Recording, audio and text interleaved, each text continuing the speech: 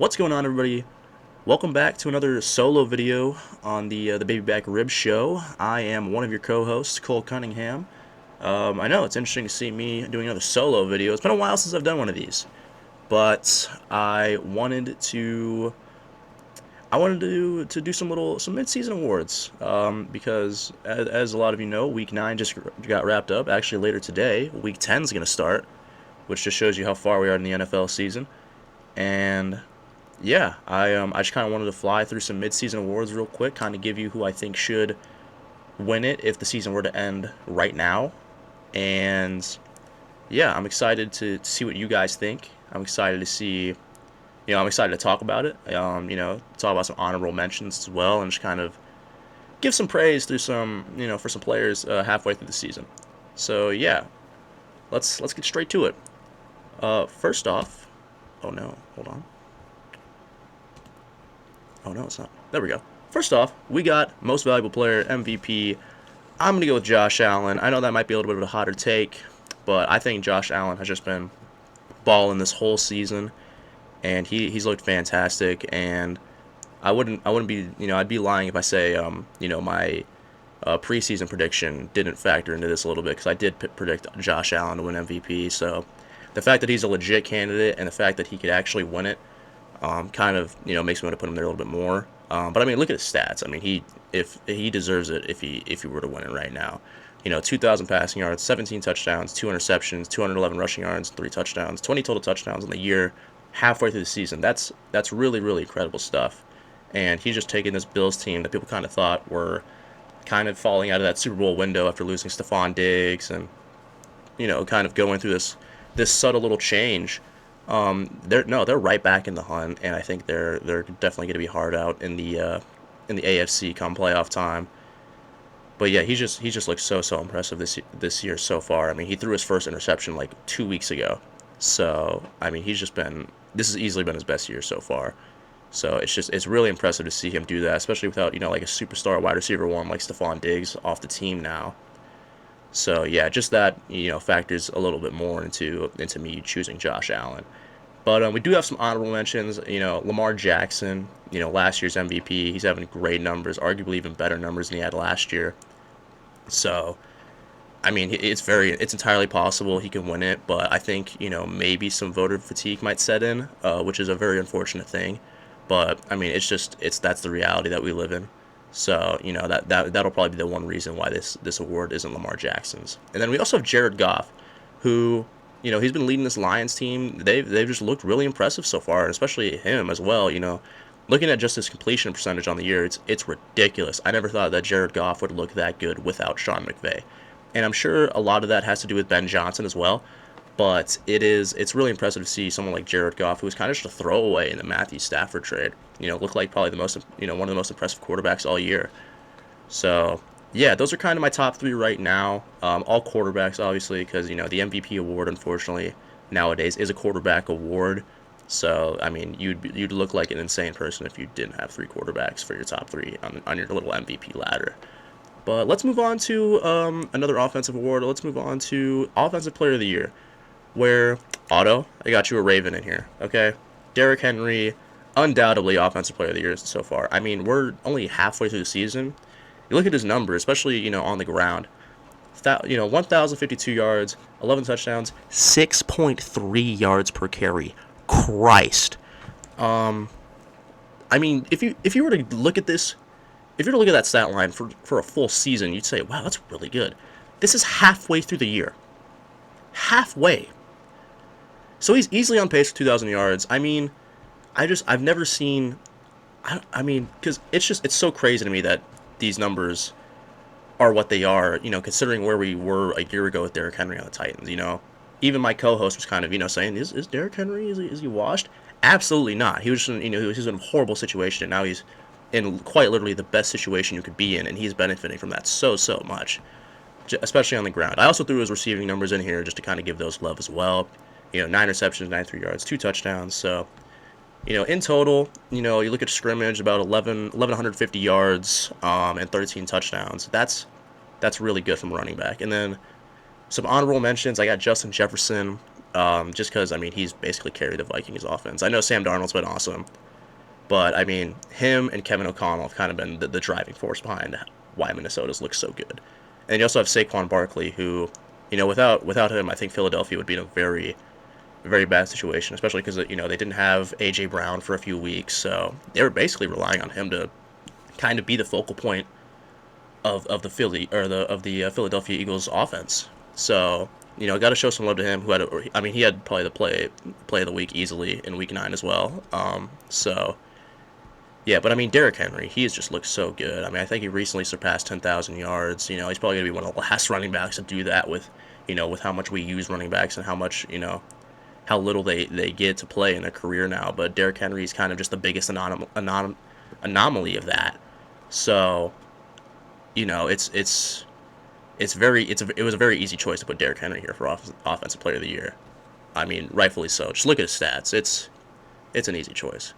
But moving on, let's go to another award that I think is a little bit easy to predict. Defensive player of the year. I got T.J. Watt. He has basically been the Steelers' defense this year. Like, I know they have Alex Highsmith. They also traded for Preston Smith, which is interesting. But yeah, T.J. Watt, he's the focal point of the defense. He's the one he's a disruptor. He's a game. He is quite literally a game changer. He is the living embodiment of the word game changer, especially on defense. 20 tackles, 7 sacks, 4 forced fumbles halfway through the year. Has a 93% PFF grade, which is second among all edge rushers. But yeah, I feel like every time I watch a Steelers game, when I'm forced to watch a primetime Steelers game, which is a lot for some reason, but I feel like he's always just making a play that basically changes the outcome of the game, favorably for the Steelers.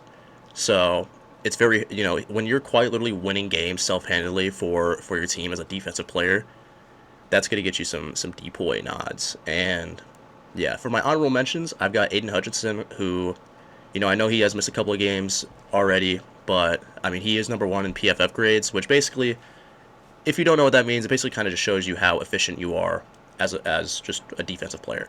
So this kind of combines how effective you are in the pass rush and in the run game, in stopping the run, and it kind of just combines that into one. It kind of aligns those two katras and makes it one grade. So T.J. Watt is number 2 in that, whereas Aiden Hutchinson is number 1. And if he would have been healthy, I think Aiden Hutchinson easily would have be replacing T.J. in this graphic here.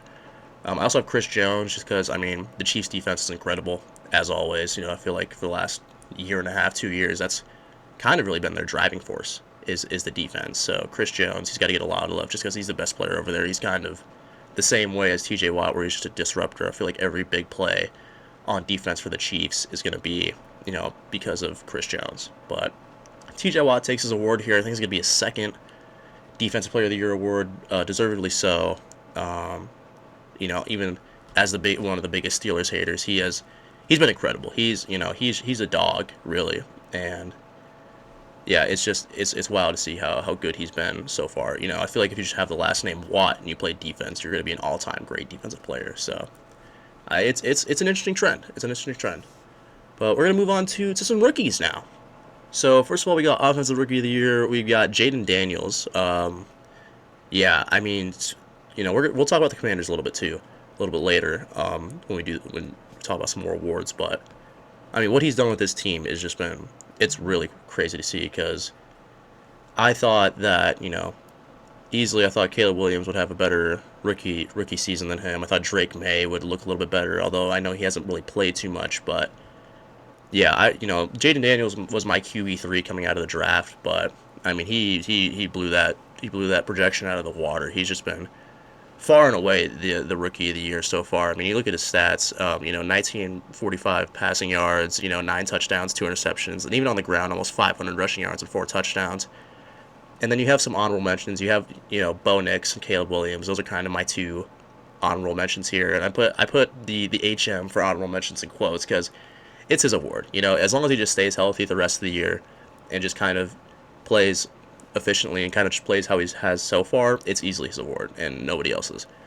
But yeah, Bo Nix, I will say Bo Nix has kind of impressed me. He's looked kind of surprising. I didn't really think too much of him coming out of Oregon.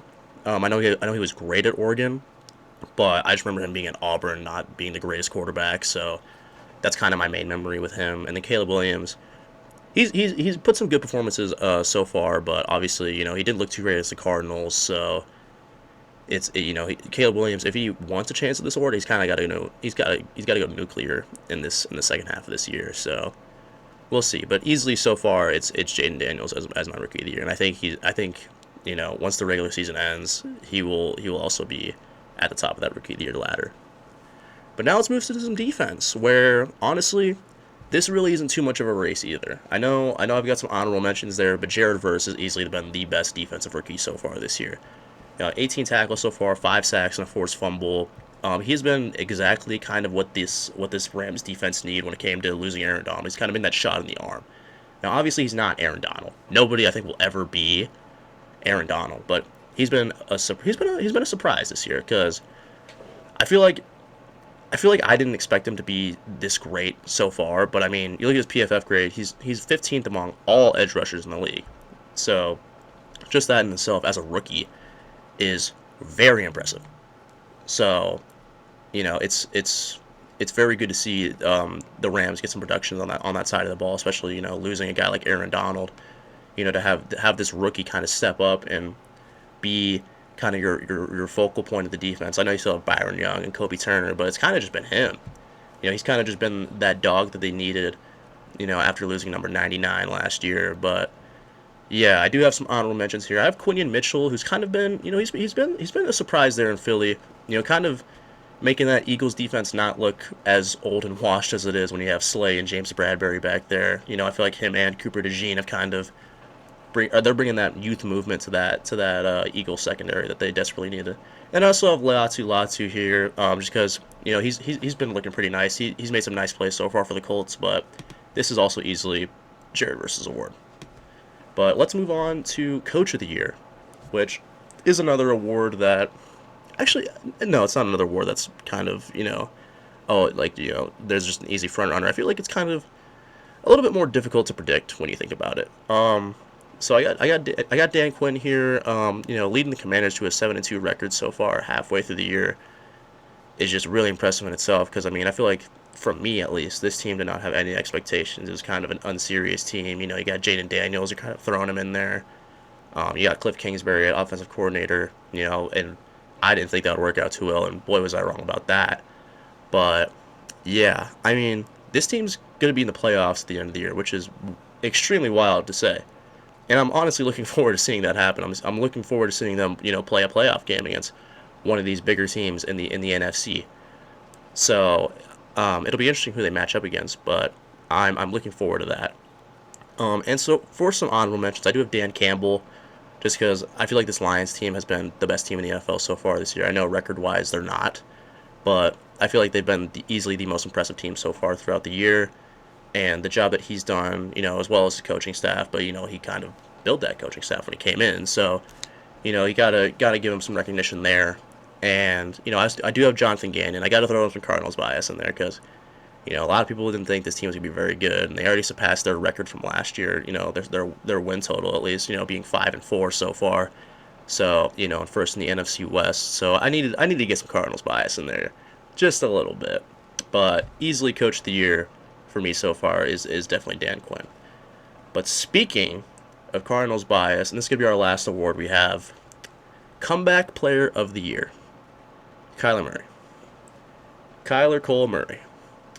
Boy, oh boy, where do I begin?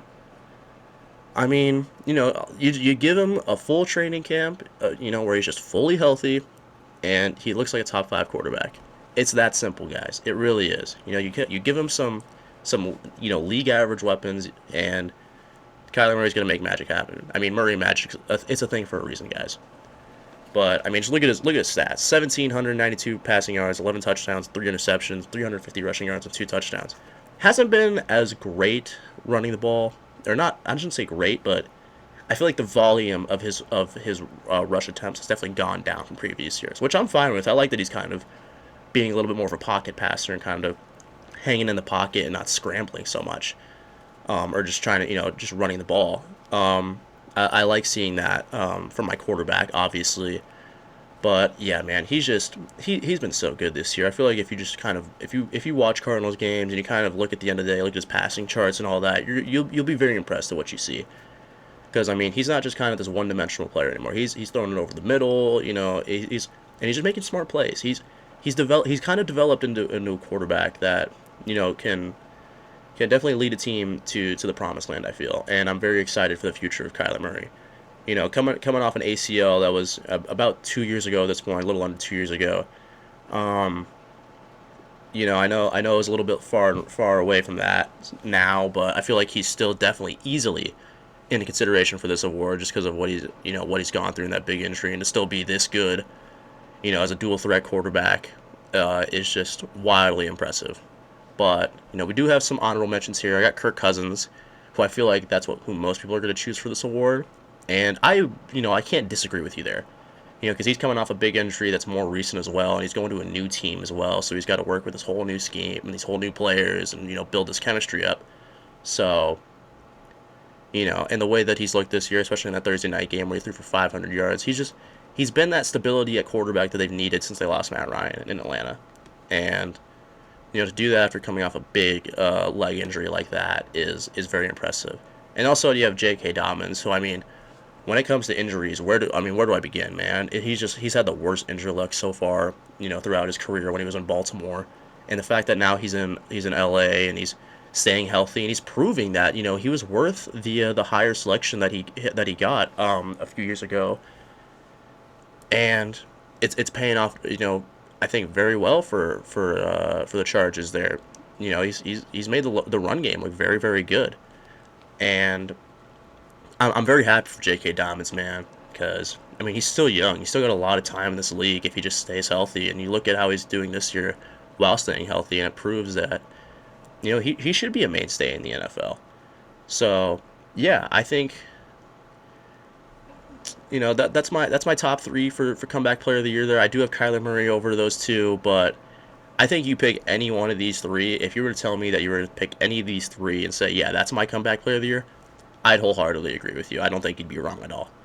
But yeah, those are my awards. I know a quicker video. I wanted to get this out. Get this sent to Otto real quick.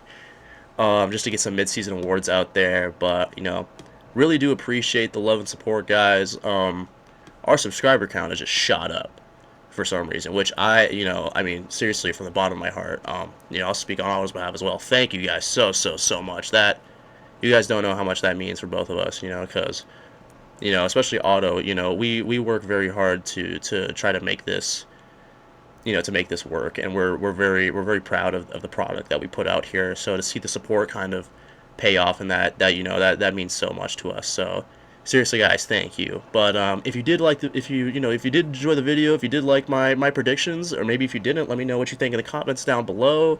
Give this video a like. If you're new to the channel, consider giving us a subscribe. We're getting pretty close to 100 subscribers, the big 100. So, it's exciting times over here, man. I can't lie. But yeah, if you did enjoy the video, please leave a like, do all that good stuff, and yeah, I will catch you guys later. Take care.